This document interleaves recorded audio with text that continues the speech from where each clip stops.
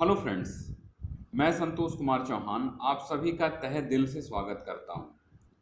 आज का जो हमारा टॉपिक है वह है curriculum choices and hidden curriculum, यानी पाठ्यक्रम विकल्प तथा छिपा हुआ पाठ्यक्रम। अब पाठ्यक्रम तो समझ में आता है कि करिकुलम क्या है। आज हम बात करने जा रहे हैं चॉइस करिकुलम चॉइसेस के ऊपर या हिडन करिकुलम के ऊपर। तो इस टॉपिक को स्टार्ट करने से पहले हम पहले कुछ बातों को की बारीकियों को समझ लें कि शिक्षा के तीन अभिकरण हैं, तीन एजेंसियां हैं: फॉर्मल एजुकेशन, इनफॉर्मल एजुकेशन और नॉन फॉर्मल एजुकेशन, यानी औपचारिक शिक्षा, अनौपचारिक शिक्षा और निरौपचारिक शिक्षा। तो औपचारिक शिक्षा यानी फॉर्मल एजुकेशन के माध्यम से ही छात्रों को शिक्षित किया जाता है। तो आइए इस विषय को समझने का प्रयास करते हैं।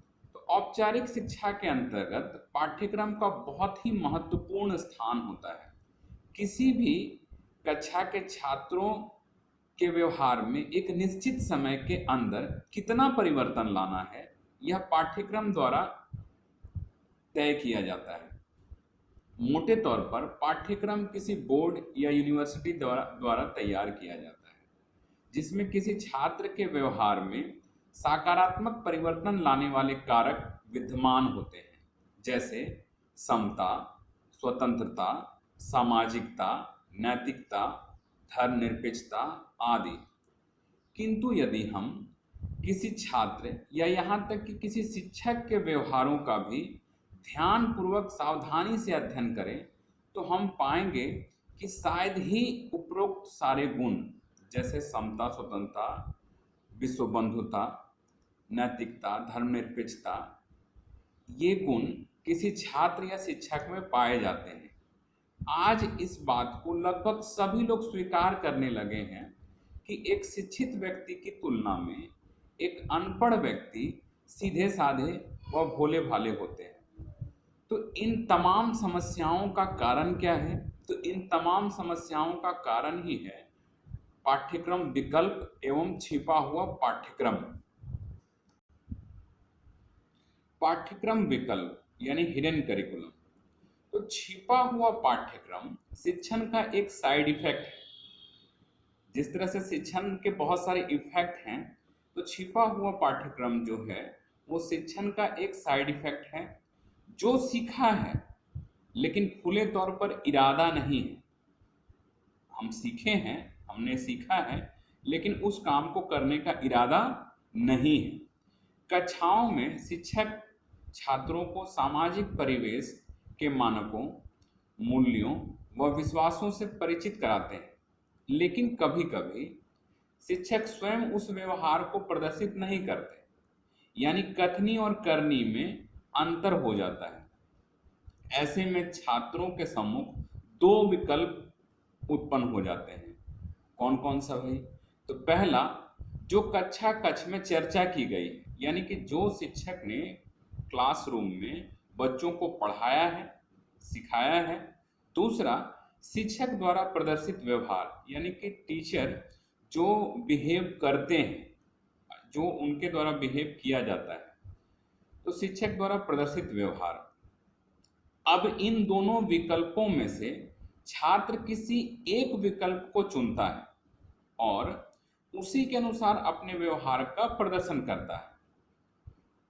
दोनों व्यवहार तो करेंगे नहीं, या तो विकल्प एक चुनेंगे या विकल्प दो चुनेंगे। तो छात्र दोनों में से किसी एक विकल्प को चुनता है और उनमें से किसी का अपना व्यवहार जो है वो प्रदर्शित करता है। या तो वो जो पढ़े हैं उसी का व्यवहार करते हैं, या फिर जो वो शिक्षक से सीखे हैं उनके व्यवहार के माध्यम से उसका प्रदर्शन करते हैं। और हम जानते हैं कि ज़्यादातर पढ़ाई से अधिक व्यवहार का महत्व होता है, यानी कि जो शिक्षक पढ़ाते हैं उससे कहीं अधिक शिक्षक का व्यवहार प्रभावित करता है किसे? तो छात्रों को।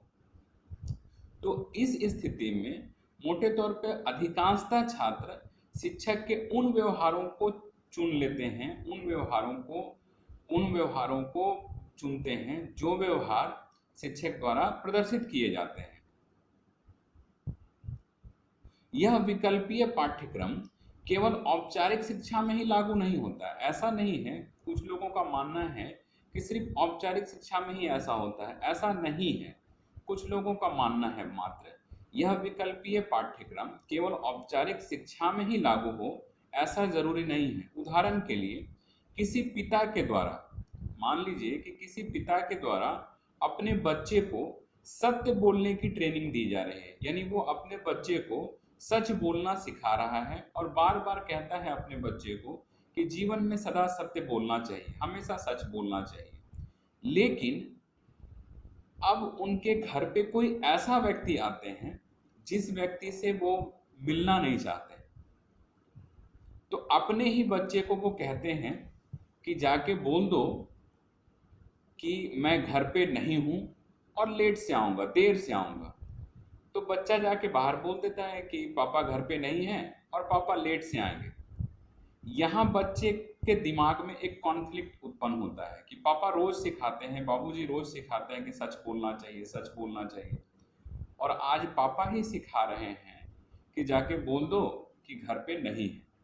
इस स्थिति में फिर से एक बार वही समस्या उत्पन्न होती है बच्चे के साथ कि किसे स्वीकार किया जाए, बाबूजी के द्वारा सिखाए गए शिक्षाओं को स्वीकार किया जाए या उनके द्वारा जो प्रदर्शित व्यवहार है उन व्यवहार को को चुना जाए। इस स्थिति में बच्चा कई बार उस व्यवहार को ही चुन बैठता है जो व्यवहार उनके पिता के द्वारा किया जाता है। ये पिता एक उदाहरण मात्र है।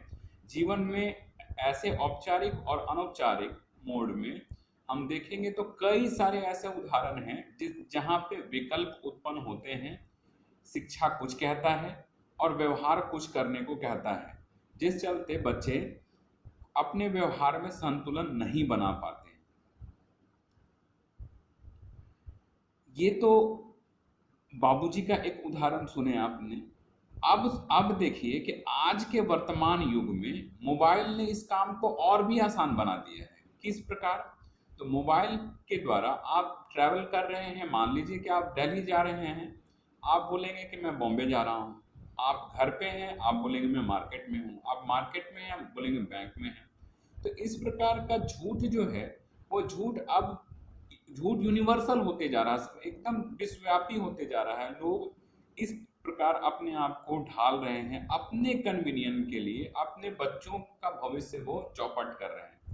उनके बच्चे वही सीखेंगे और पेरेंट्स अपने बच्चों से क्या अपेक्षा करते हैं कि मेरे बच्चे हमेशा हमसे सच कहें, सच बोले, मेरे साथ अच्छा व्यवहार करें। तो आपने जो सिखाया है वही व्यवहार आपको रिटर्न गिफ्ट मिलेगा। अब आइए हम लोग निम्नलिखित चुनौतियों के माध्यम से, या ये समझिए कि इन चुनौतियों का सामना विकल्पीय पाठ्यक्रम तथा छुपे हुए पाठ्यक्रम द्वारा कैसे की जाती है, यानी कि जो भी विकल्प प्रस्तुत होते हैं उन विकल्पों को किस प्रकार पाठ्यक्रम उसके साथ कॉम्पीट करता है। निम्नलिखित चुनौतियों का सामना विकल्पीय पाठ्यक्रम तथा छुपे हुए पाठ्यक्रम द्वारा कैसे की जाती है। नंबर 1, लिंग असमानता की चुनौतियों में शिक्षक की भूमिका, role of teacher in challenging gender inequality.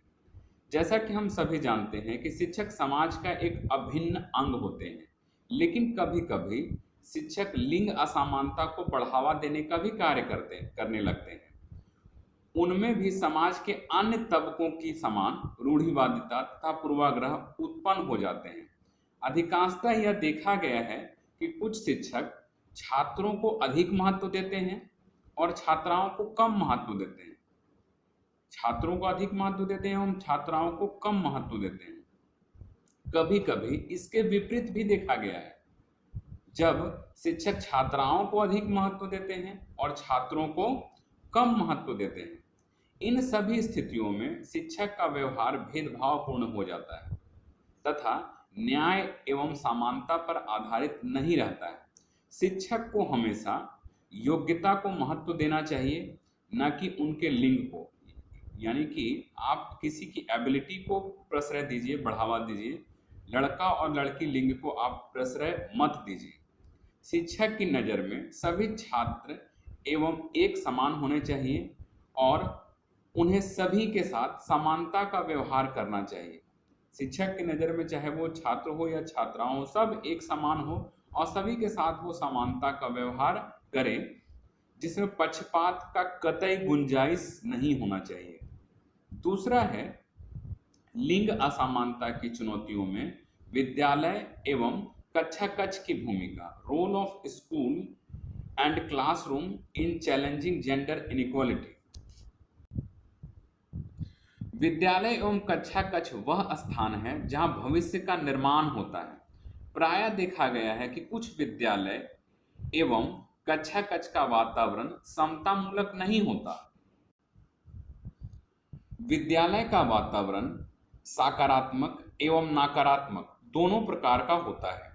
विद्यालयों में लिंग असमानता का निर्माण भी होता है। इन बातों को कोठारी आयोग ने भी माना है। कोठारी आयोग का भी मानना है कि विद्यालय एक समान नहीं होते हैं।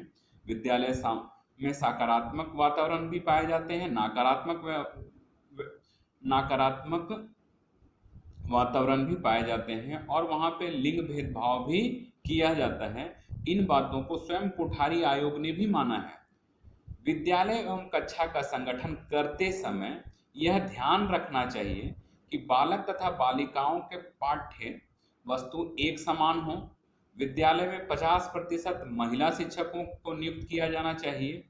छात्र एवं छात्राओं के मध्य गीत, संगीत, नृत्य, अभिनय, नाटक आदि का सामूहिक प्रतियोगिता कराई जानी चाहिए।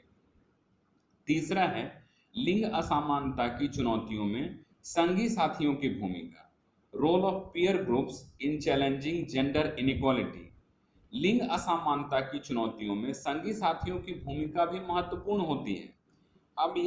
अब इस बात को भी हम समझेंगे कि क्या पीयर ग्रुप्स भी भेदभाव करते हैं? तो हाँ, करते हैं।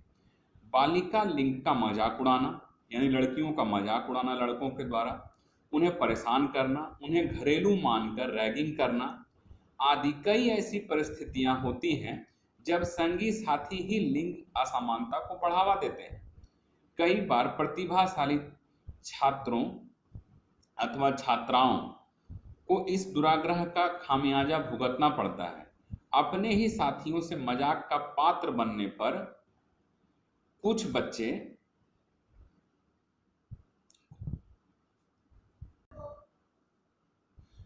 बच्चे हताश हो जाते हैं।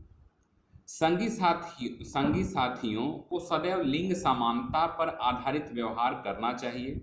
उनका व्यवहार सदैव सहयोगपूर्ण एवं दोस्ताना होना चाहिए। इस बात का सदैव ध्यान रखना चाहिए कि संगी साथी किसी छात्र की सबसे बड़ी ताकत होते हैं। उनका सहयोग समाज में रचनात्मकता उत्पन्न करता है। अतः संगी साथियों का व्यवहार लिंग असमानता को प्रश्रय देने वाला बिल्कुल नहीं होना चाहिए। यदि इन बातों का हम ध्यान रखें तो हमें इन बातों का पता चलेगा कि किनका चुनाव करना है। चॉइसेस हमारे पास होंगे, लेकिन किसका चुनाव करना है और किसको छोड़ते जाना है, हिडन करिकुलम सभी के सामने प्रस्तुत होता है, चाहे वो शिक्षक हो या छात्र हो। उस हिडन करिकुलम में से हमारे पास वो चॉइस होता है कि हम किनको चुनें और किनको छोड़ दें। धन्यवाद।